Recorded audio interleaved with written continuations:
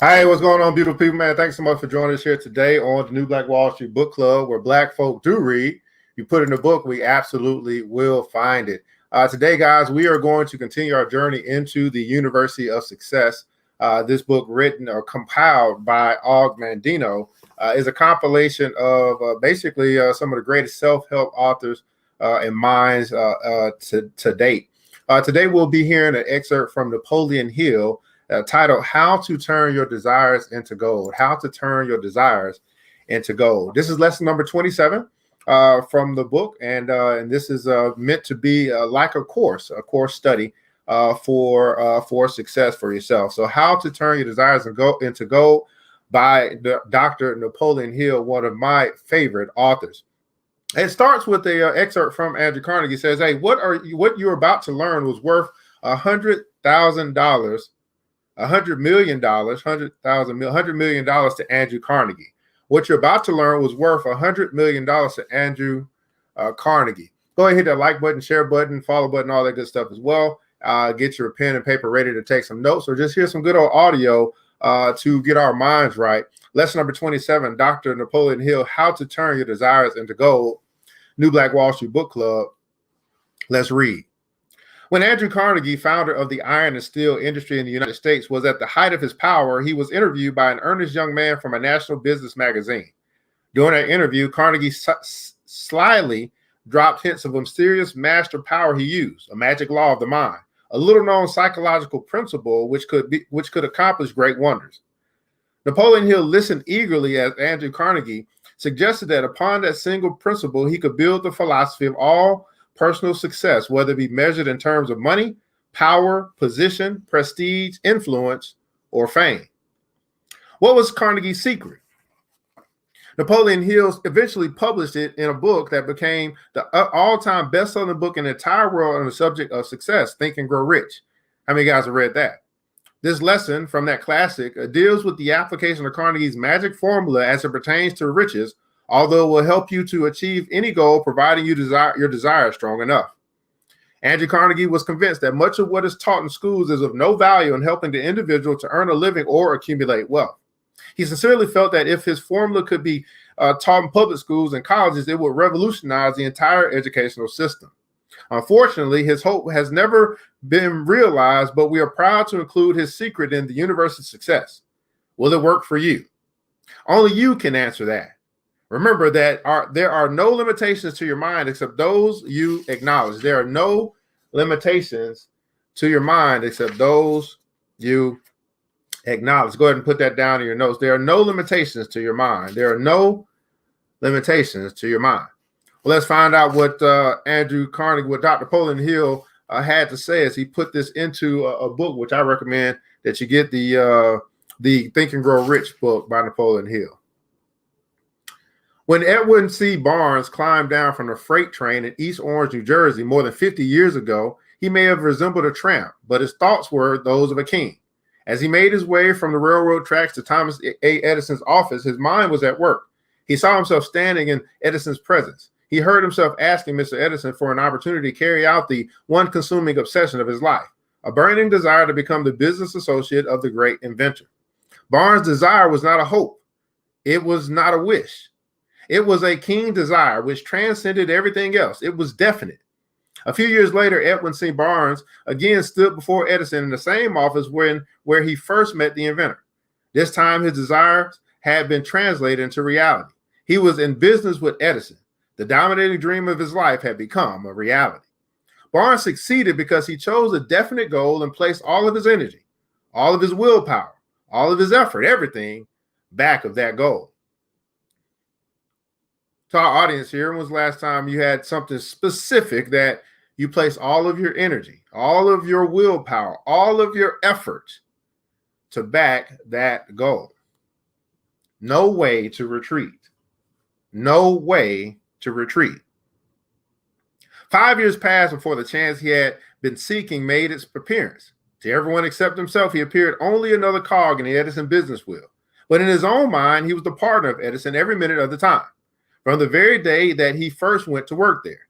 It is a remarkable illustration of the power of a definite desire. Barnes won his goal because he wanted to do a business associate of Mr. Edison. He wanted to be a business associate of Mr. Edison more than he wanted anything else. What's something that you want, to the audience, more than anything else? Barnes wanted to be the associate of Mr. Edison more than he wanted anything else. He created a plan by which to attain that purpose. But he burned all bridges behind him. He stood by his desire until it became the dominating obsession of his life and finally a fact. When he went to East Orange, he did not say to himself, I would try to induce Edison to give me a job of some sort. He said, I will see Edison and put him on notice that I have come to go into business with him. He did not say I will keep my eyes open for another opportunity in case I fail to get what I want in the Edison organization. He said, there's but one thing in this world that I am determined to have, and that is a business association with Thomas A. Edison. I will burn all bridges behind me and stake my entire future on my ability to get what I want. He left himself no possible way to retreat. He had to win or perish. That is all there is to the Barnes story of success. I'll burn all the bridges behind me and stake my entire future on my ability to get what I want. So he burned his boats. He burned his boats. A long while ago, a great warrior faced a situation which made it necessary for him to make a decision which ensured his success on the battlefield. He was about to send his armies against a powerful foe whose men outnumbered his own. He loaded his soldiers in the boats, sailed to the enemy's country, unloaded soldiers and equipment, then gave the order to burn the ships that had carried them. Addressing his men before the first battle, he said, you see the boats going up in smoke? That means that we cannot leave the shores alive unless we win. We now have no choice. We win or we perish. Well, they won. Every person who wins in any undertaking must be willing to burn his ships and cut all sources of retreat. Only by doing so can one be sure of maintaining that state of mind known as a burning desire to win, essential to success. The morning after the Great Chicago Fire, a group of merchants stood on the State Street, looking at the smoking remains of what had been their stores. They went into a conference to decide if they would try to rebuild or leave Chicago and start over in a more promising section of the country. They reached a decision, all except one, to leave Chicago. The merchant who decided to stay and rebuild pointed a finger at the remains of his store and said, gentlemen, on that very spot, I will build the world's greatest store, no matter how many times it may burn down. That was almost a century ago. The store was built. It stands there today, a towering monument to the power of that state of mind known as a burning desire. The easy thing for Marshall Field to have done would have been exactly what his fellow merchants did. When the going was hard and the future looked dismal, they pulled up and went where the going seemed easier. This difference between Marshall Field and the other merchants, because it's the same difference which distinguishes practically all who succeed from those who fail. Every human being who reaches the age of understanding of the purpose of money wishes for it. Wishing will not bring riches, but desiring riches with a state of mind that becomes an obsession, then planning definite ways and means to acquire riches and backing those plans with persistence, which does not recognize failure, will bring riches. Wishing will not bring riches. Jot that down. Wishing will not bring riches. Well, here's 6 steps to turn your desires into gold. 6 steps to turn your desires into gold. The method by which desires for riches can be transmuted into its financial equivalent consists of the following 6 definite practical steps. Number 1, fixing your mind the exact amount of money you desire. It is not sufficient merely to say, I want plenty of money. Be definite as to the amount. Number 2, determine exactly what you intend to give in return for the money you desire. There's no such reality as something for nothing. Number 3, establish a definite date when you intend to possess the money you desire. Number 4, create a definite plan for carrying out your desires and begin at once, whether you are ready or not, to put this plan into action. Number 5, write out a clear, concise statement of the amount of money you intend to acquire. Name the time limit for its acquisition. State what you intend to give in return for the money and describe clearly the plan through which you intend to accumulate it. And number 6, read your written statement aloud twice daily. Once before retiring at night and once after rising in the morning. As you read, see and feel and believe yourself already in possession of the money. It is important that you follow the instructions described in these 6 steps. It is especially important that you observe and follow the instructions in the 6th paragraph. You may complain that it is impossible for you to see yourself in possession of money before you actually have it. Here's where a burning desire will come to your aid. If you truly desire money so keenly that your desire is an obsession, you will have no difficulty in convincing yourself that you will acquire it.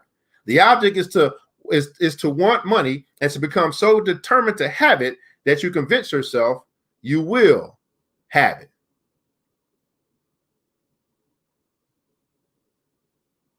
If you truly desire money so keenly that your desire is an obsession, you will have no difficulty in convincing yourself that you will acquire it.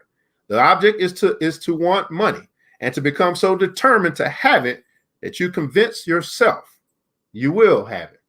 Everybody put in the console, convince yourself. Principle is worth $100 million. To the uninitiated, who have not been schooled in the working principles of the human mind, these instructions may appear impractical.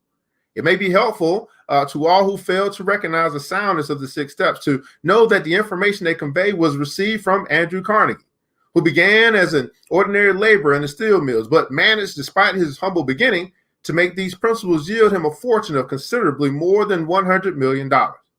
It may be of further help to know that the 6 steps here recommended were carefully scrutinized by Thomas A. Edison, who placed his stamp of approval upon them as a being.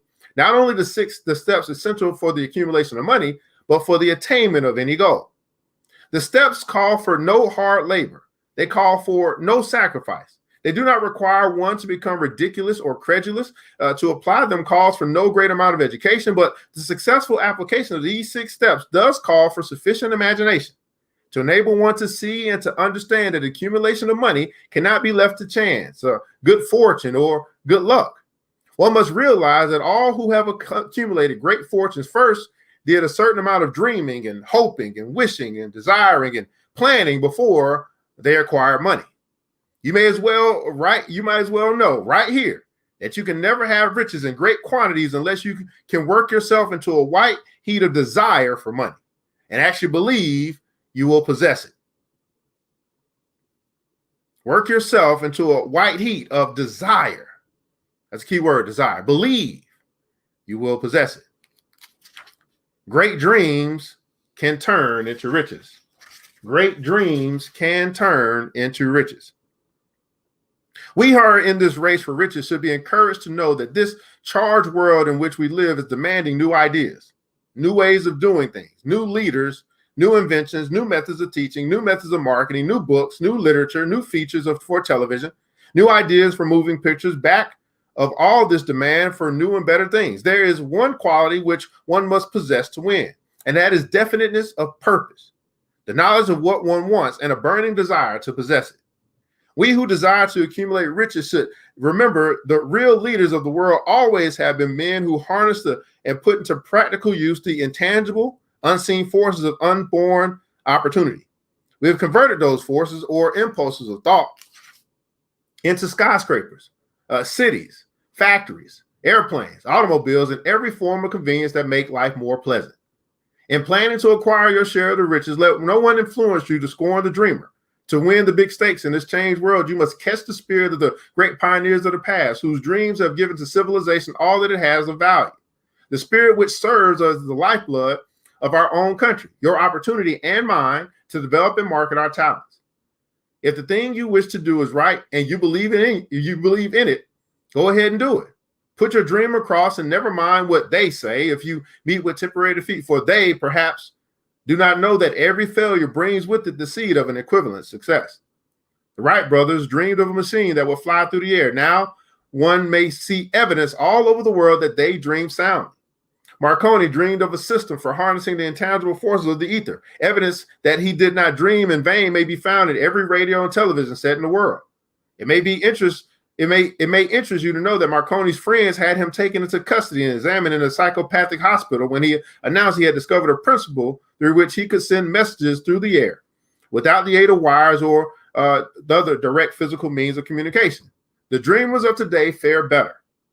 The world is filled with an abundance of opportunity with which the dreamers of the past never knew. Wow. They put desire behind their dreams. They put desire behind their dreams. A burning desire to be able to do is the starting point from which the dreamer must take off. Dreams are not born in indifference, laziness, or lack of ambition. Remember that almost all who succeed in life get off to a bad start and pass through many heartbreaking struggles before they arrive. The turning point in the lives of those who succeed usually comes at the moment of some crisis, through which they are introduced to their other selves.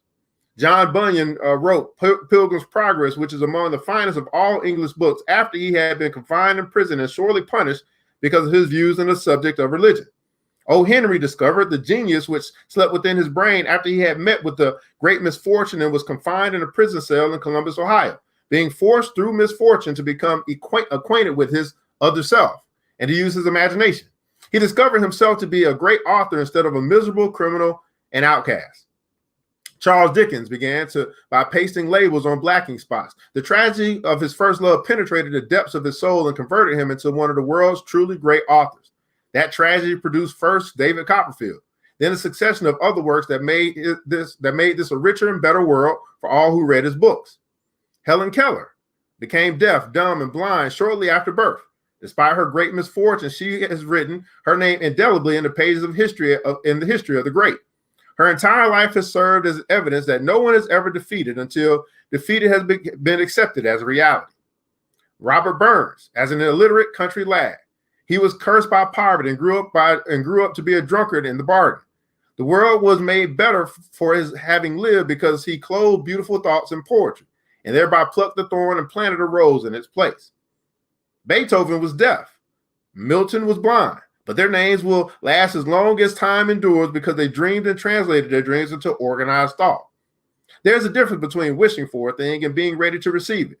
No one is ready for a thing until he believes he can acquire it.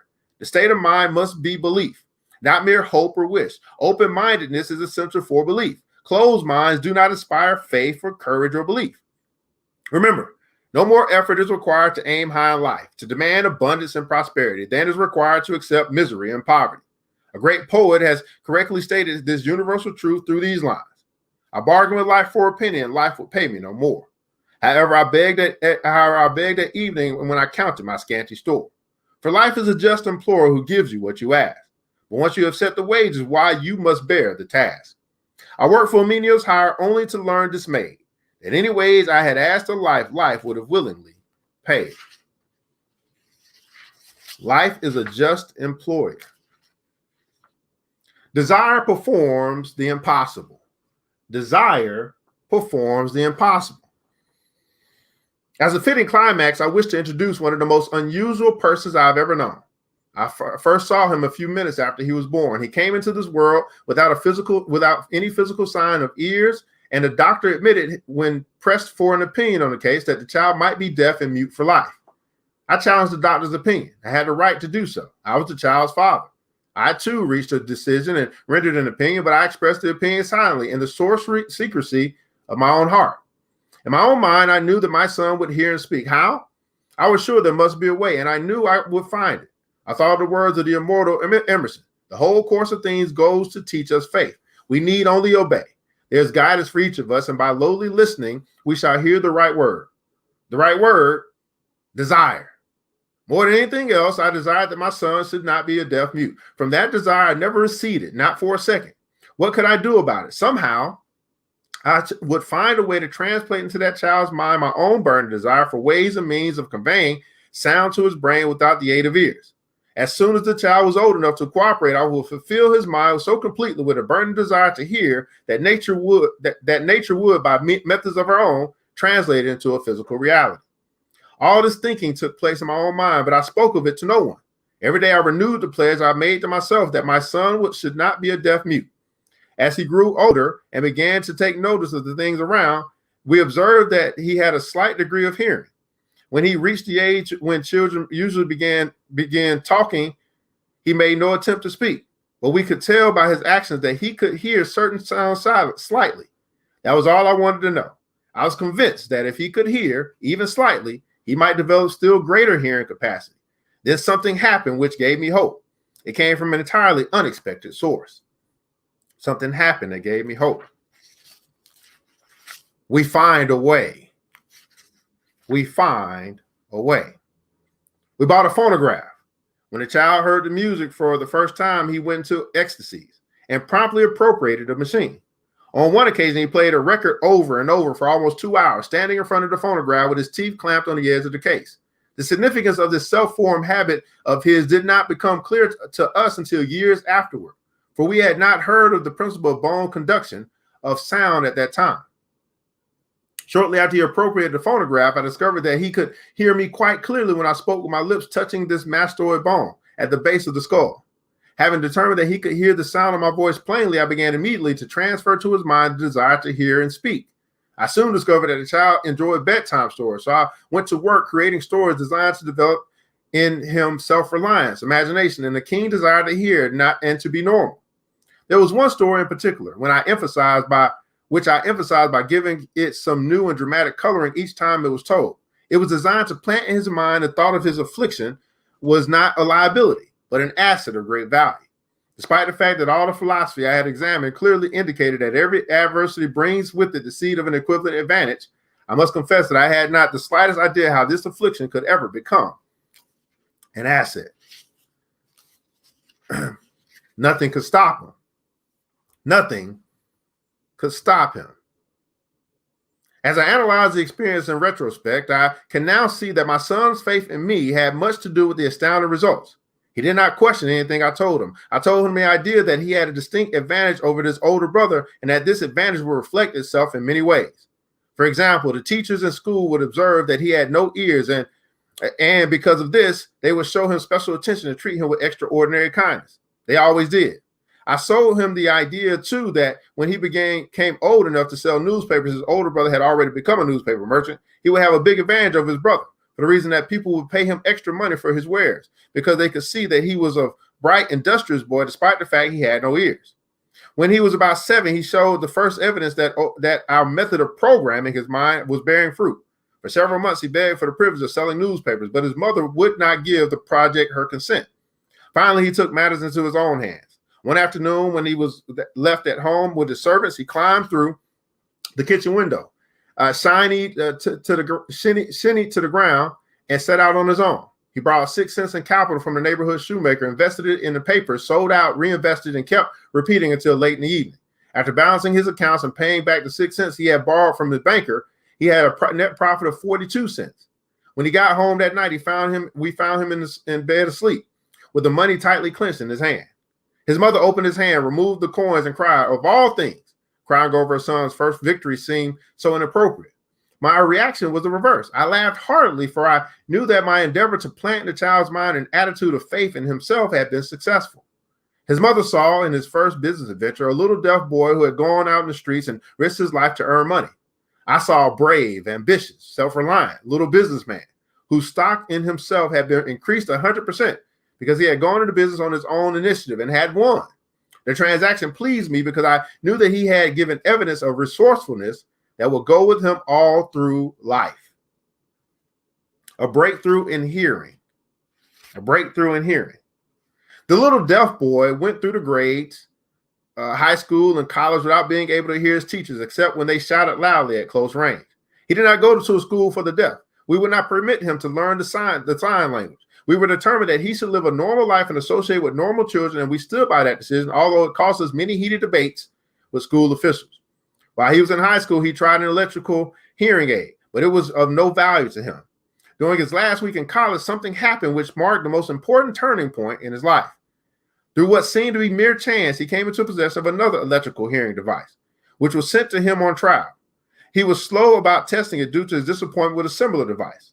Finally, he picked up the instrument and more or less carelessly placed it on his head, hooked up the battery, and lo, as if by a stroke of magic, his lifelong desire of normal hearing became a reality.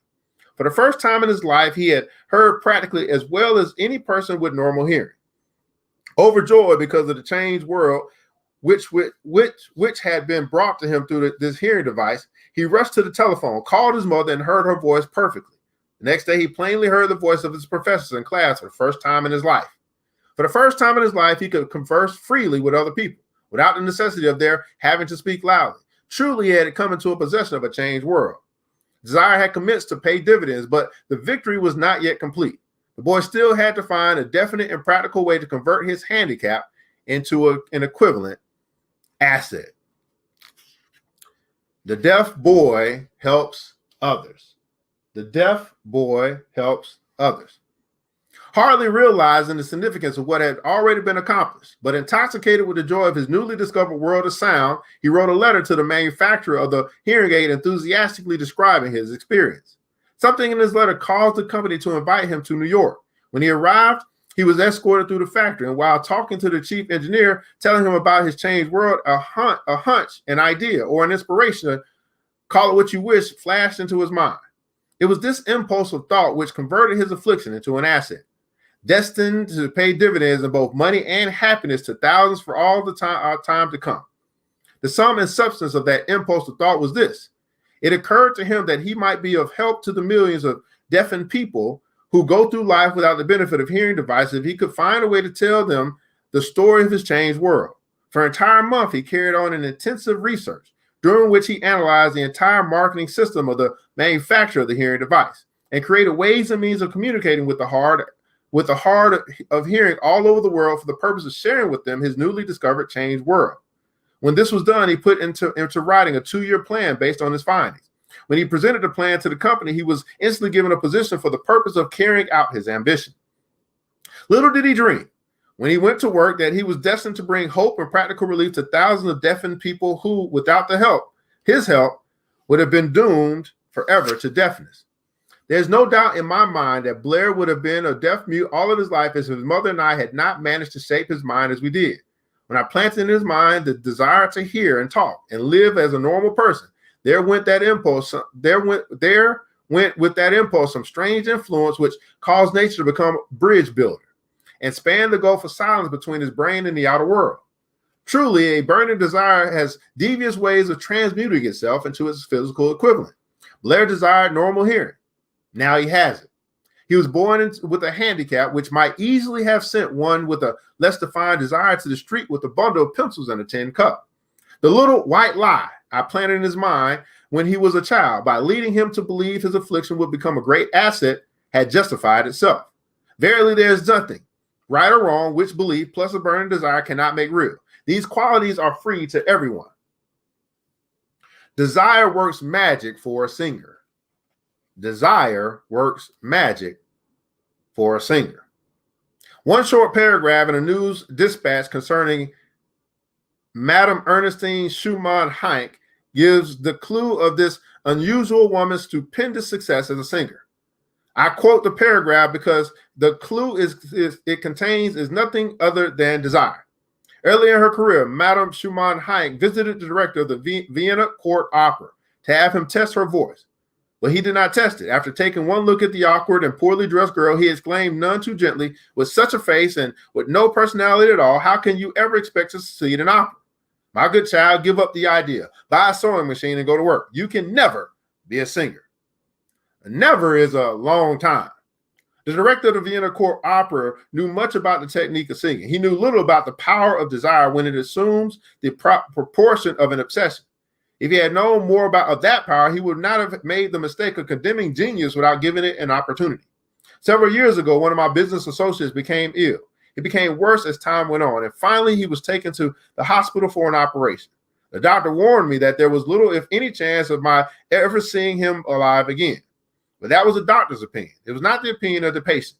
Just before he was wheeled away, he whispered freely, "Do not be disturbed, Chief. I will be out of here in a few days." The attending nurse looked at me with pity, but the patient did come through safely. After all it was over, his physician said, nothing but his own desire to live saved him. He never would have pulled through it if he had not refused to accept the possibility of death. I believe in the power of desire backed by faith because I have seen this power lift from lowly beginnings to places of power and wealth. I've seen it rob the grave of his victims. I've seen it serve as a medium by which men stage a comeback after having been defeated in 100 different ways. I've seen it provide my own son with a normal, happy, successful life, despite nature's having sent him into the world without ears. Through some strange and powerful principle of mental chemistry, which she has never divulged, nature wraps up in the impulse of strong desire, that something which recognizes no such word is impossible and accepts no such reality as failure. Desire, that's something. A strong desire, mental chemistry, strong desire, that's something, and don't know impossible, don't accept failure. And this is our time here today, beautiful people, as we are completed lesson 27, how to turn your desires into gold. Dr. Napoleon Hill, taking from Andrew Carnegie, these points, and I'll do these 6 steps again, because we're talking about, setting, knowing exactly what you want, determining what you're going to give in exchange for it, establishing a date in which you want to possess it or acquire it or complete it, create a definite plan, step-by-step plan on how to carry it out, write it out in a clear, concise manner, and then read it, a statement twice a day. One just for retiring night, to implant that desire, make it become an obsession, on how to turn your desires into gold. Well, beautiful people, I want to say thanks so much for tuning in to today's episode of the New Black Wall Street Book Club, as we've been going through, again, the book University of Success by Napoleon Hill. And this was lesson number 27, how to turn your desires into gold. I want you guys to remember this, that it takes a village. It starts with us. Let's build as we climb together. We all we got, beautiful people. Matter of fact, we all we really need. And thank God, that's more than enough. Until next episode, you know what time it is. Mr. DJ, hit the music, please. It's the New Black Wall Street Book Club with your host Evan Jefferson. It's time for us to go. Yeah. Now you ain't gotta leave the computer, but we encourage you to get out there and learn and apply all the things you learn at the New Black Wall Street Book Club. Yeah. The New Black Wall Street. The New Black Wall Street Book Club.